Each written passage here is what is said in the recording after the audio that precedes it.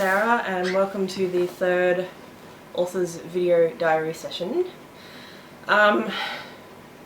During this session I'm just going to explain and delve deep into one of my characters, Jed Pearce. He's the main character and a protagonist for the Protective series. He has a major role in Protective Services, Protective Shadows, and Protective Secrets. He's not in the prequel Protect Me because that takes place in 2007 when Yana, Asuka, and Yamo were still in Nail Down before they met Jed. So he's not in Protect Me. I just want to explain why I brought him into the book and what purpose he serves. As most readers would know, Jed is the backbone of Protective Services, the band, and the crime fighting group. Without him, the band would be no more. They would falter because they were built on his foundation. It started off with Jed just wanting to be on stage and have fame and fortune and worldwide recognition, but during the book he realizes that he signed up for more than he bargained for, especially being in a polygamous relationship with Yane through half the book before they fight and stuff. So Jed to me reflects traits that I have and traits that other people around me have, such as my best friend Jackson. That I wrote the book before I met him, mind you, but some traits Jed has are reflected in him and reflected in Emily, my childhood friend. Jed's sensitivity comes from me because him and I, we both have we don't have much experience with relationships. That's reflected in Jed when he tries to form a relationship with Yane, but he's still upset from his last relationship, who turned out to be a fake. Jed's looks were actually based on, well, they weren't based on anyone because I created him, but over my time I've seen some guys who look like Jed, my description of Jed, and they include Tom, who is a guy who was on Tumblr before I got my own. He was a beautiful, beautiful boy with long, dark blonde hair and deep ocean blue eyes and a soft-featured face, and that to me I was like, boom, that's Jed. That is so Jed. Because in the book, Jed's description is basically like that. He has thick, dark eyebrows and just kind, blue eyes, ocean blue eyes, and a soft-featured kind of face. But it later changes throughout Protective Shadows, becoming more serious because of all the experiences he's going through. He doesn't smile as much in Protective Shadows because of that, and because of what he goes through. Especially in regards to the character, one of the main characters being killed off. It takes a serious emotional toll on him, like I mentioned in the last video session, and yeah, he hasn't really recovered, as we see in Protective Secrets. Just all comes back to haunt him. Oh jeez. And Jed's looks also are inspired by Klaus Favors, he's a model. Jack Langford, also a model. Emil Anderson, Eric Anderson, Bruce Machado, Daniela Kovalev, George Watson, Nicola Winsett, Conan Hanbury, Mark Bender, and up until recently, Alexei Glebko. Alexei, for me, is just Jed, because I can't find Tom on Tumblr anymore, so I assumed he deleted it or got a new one. So I've been using pictures of Alexei Glebko as Jed, because he's got the serious face and serious eyebrows, but it can also be soft at times. And that to me is Jed. Through and through, that's Jed. Jed, he doesn't feel like just a character to me. He feels like a person like you, me, and everyone else out there. To me, he feels real, and I know that's a bit of a stretch because he's not real, he's fictional. But he does feel real. And Jed, he's nice to everybody in the books. He's nice to his fans, he never snubs them. He's nice to Yane, even though Yane doesn't really deserve it after what he does. He's nice to Asuka, he's nice to Yamo, his best friends. He's nice to his sister too, and his brother. He's nice to the rest of his family as well, but as Jed mentions in the book, most of his family don't support each other as well as they used to after his brother Jeremy died and his brother Jared committed suicide. And Jed, he goes through life alone basically. Like me, I was alone through most of my life too. I had to figure out stuff for myself. With the help of my mum. My dad wasn't always there.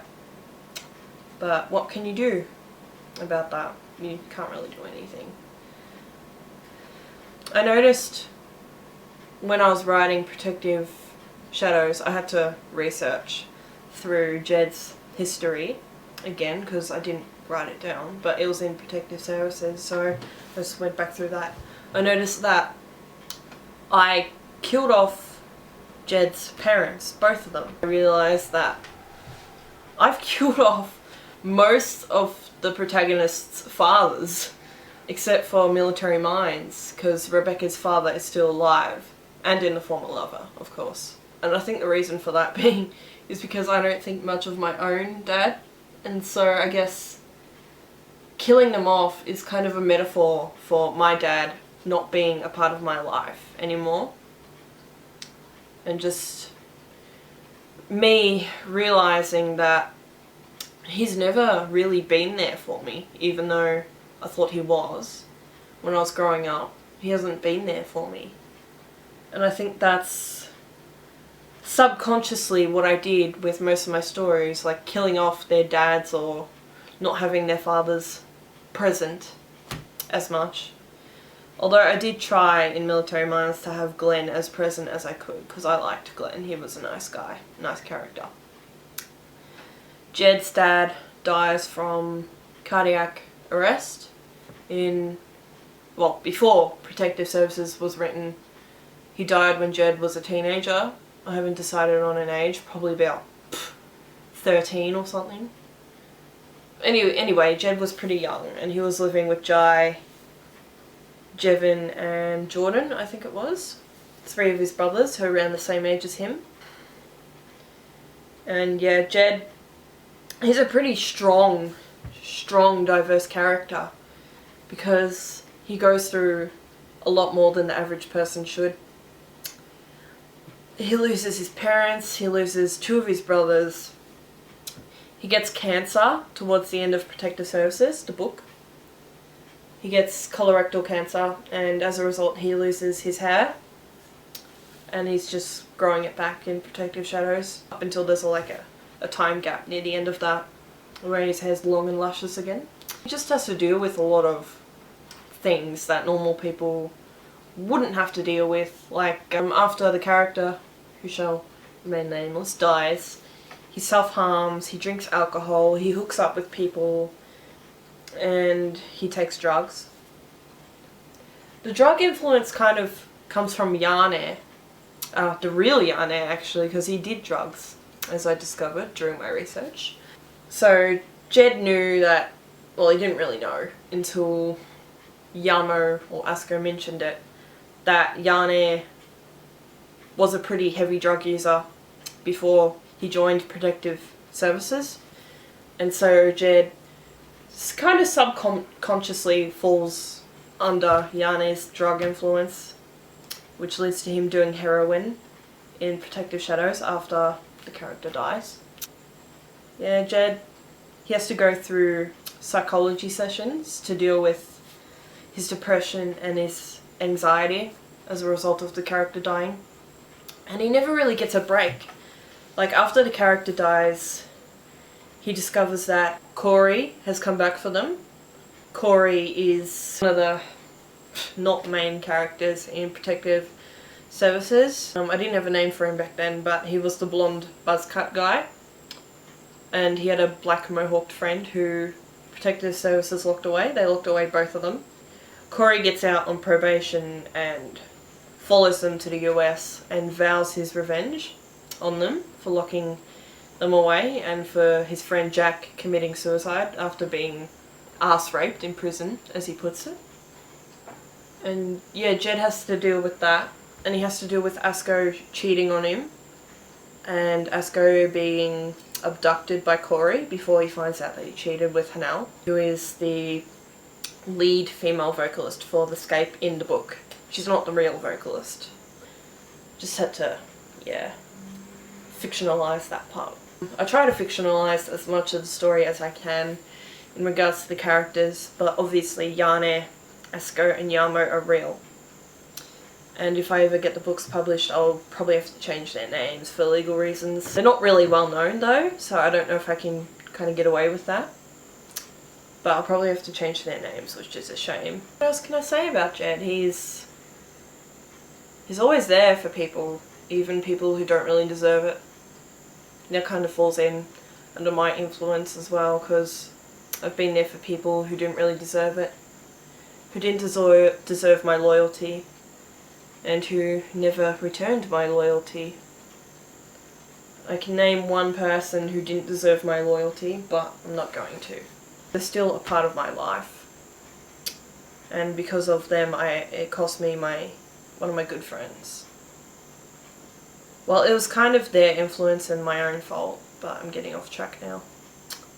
We'll see a lot more of Jed's inner feelings in Protective Secrets.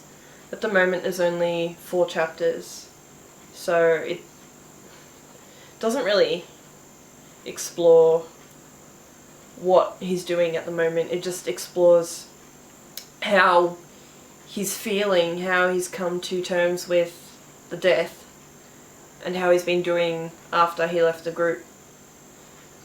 So yeah, we kind of see Jed's raw emotional state, and that's going to be reflected in the Protective Secrets photo shoot that I'm doing soon. I'm going to have Anthony topless. It ties in with the theme of naked emotion in Protective Secrets. Jed's emotions in Protective Services and Protective Shadows were a bit more censored. He didn't open up to people because of his bad experience with the fake. The first person he actually opens up to is Yane. And then when Yane does his bit, he opens up to Asko because he subconsciously learned to trust Asko. Asko's always been there for him. He was there for him in Protective Shadows, even after he cheated, but he saved Jed's life 2 times actually. So yeah, Jed's very, very grateful for Asko. That's all for this video session, but I'll see you in the next video. Bye!